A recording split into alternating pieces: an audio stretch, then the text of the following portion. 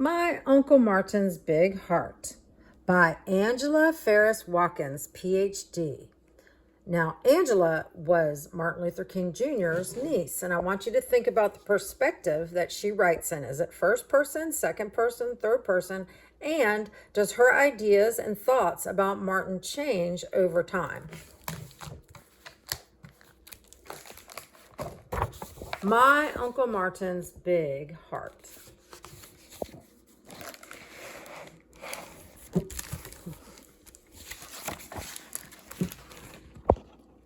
Have you ever heard of the man who spoke out? I have a dream. He was a great civil rights leader and an American hero. Do you remember his name? I'll give you a hint. His first name was Martin. Yes, his name was the Reverend Dr. Martin Luther King Jr. But to me, it was Uncle Martin. Actually, it was Uncle ML. ML was our family nickname for him. The M stood for Martin, and the L stood for Luther. My brother Isaac, my cousins Alveda, Alfred, Derek, Darlene, and Vernon, and I all called him Uncle ML. I liked the sound of his nickname. It was fun to say. Most people do not know that Martin Luther King Jr. had a family nickname, so usually when we went in public, we called him Uncle Martin.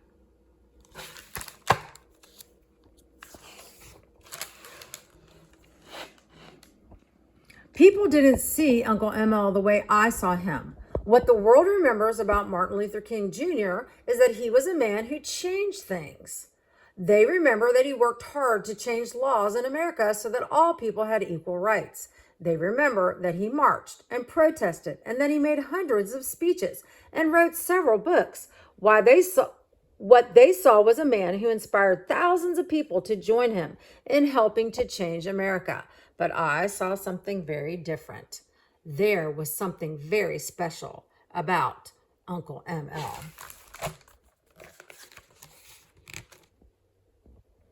I remember that my uncle loved to spend time with his family and send telegrams while he was away.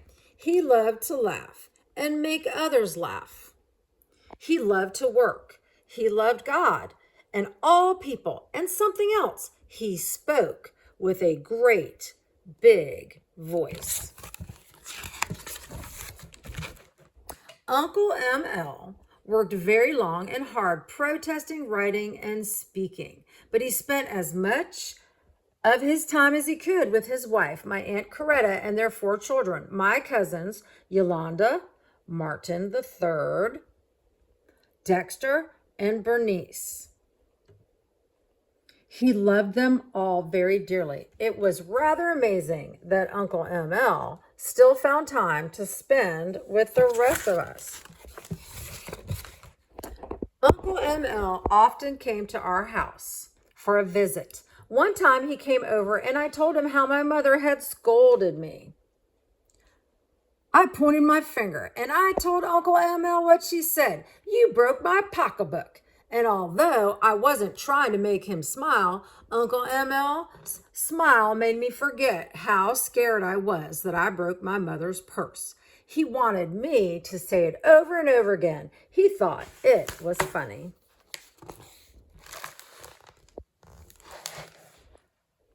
No matter how hard Uncle ML worked or how tired he was, he would still come for a visit. Once he was so tired he fell asleep on our living room couch with his shoes on. Can you imagine? My mother said we would never lie on the living room couch, and certainly not with shoes on. How could this be? Uncle ML had on his white shirt, his tie, his gold watch, and his black shoes.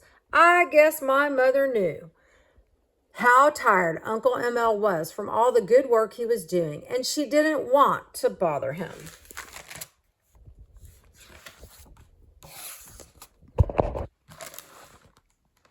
Uncle ML stayed in touch with us even while he was out of town. The day after I was born, Uncle ML sent his sister, my mother, Christine, congratulating her on my birth. Uncle ML sent it all the way from California to Atlanta, Georgia, where I was born. He was in California working, but still he took the time to welcome me into this world. The telegram said, "Congratulations to my dear sister on the arrival of my new beautiful niece. May the struggle for human dignity, which now engulfs our nation, pave the way for a brighter tomorrow and a glorious future for Angelina Christine. Love, ML." Uncle ML was a preacher, and a good one too. He was also co-pastor of our church, Ebenezer Baptist Church. His father, the Reverend Dr. Martin Luther King Sr., my granddaddy, was the pastor. Uncle ML loved God and he loved to preach. He helped people to understand God's love. He wrote many sermons and he preached to the members of our church about the same thing he spoke to American citizens about: how to love one another. Uncle ML spoke to thousands and thousands of people during his lifetime. Many people say that he was a great orator, a great speaker. I think it's because Uncle ML had such a great voice. It made people pay attention to what he said, and it made them feel good the same way it made me feel.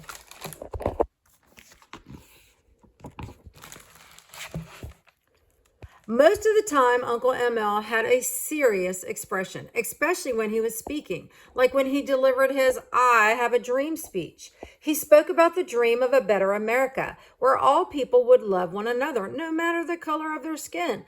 Laughter was not usually what the world saw when they looked at Martin Luther King Jr. When he was around us, however, Uncle ML laughed a lot. His laughter showed in his face more than in his voice. When Uncle ML laughed, his face would light up so that others around him would laugh. Every time I think about it, it makes me want to laugh. Church was where I spent my most favorite time with Uncle ML. He and I frequently shared a very special moment. I would stay in the children's nursery during the church service. When church ended, an adult from the nursery would bring me upstairs to the sanctuary. Uncle ML would stand in front of the pulpit after a sermon and greet the members of his church who waited in line to speak to him.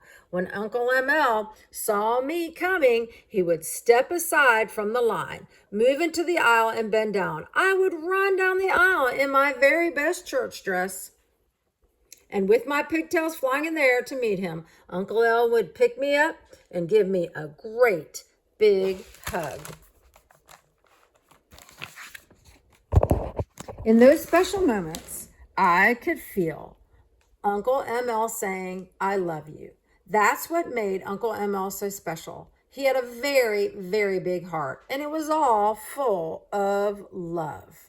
Uncle ML loved America. He wanted it to be the best country, a country where people of all races and colors would be treated with respect. He worked hard to show people how to change things by using love instead of hate.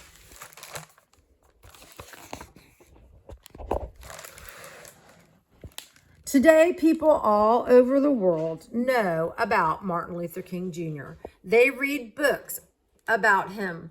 They listen to his speeches, and they read the books that he wrote.